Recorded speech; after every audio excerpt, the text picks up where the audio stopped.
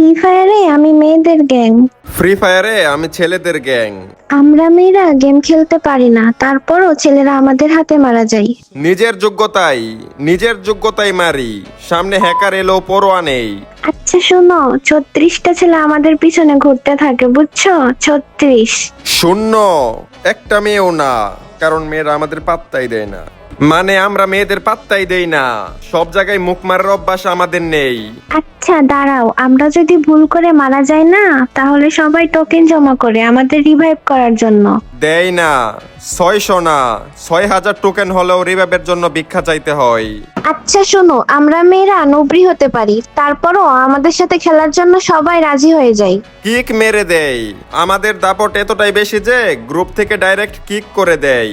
আমরা যদি তাদেরকে অনেক মাইনাসও করিয়ে দেই, তবুও তারা হাসতে হাসতে আমাদের সাথে খেলার জন্য রাজি হয়ে যায়।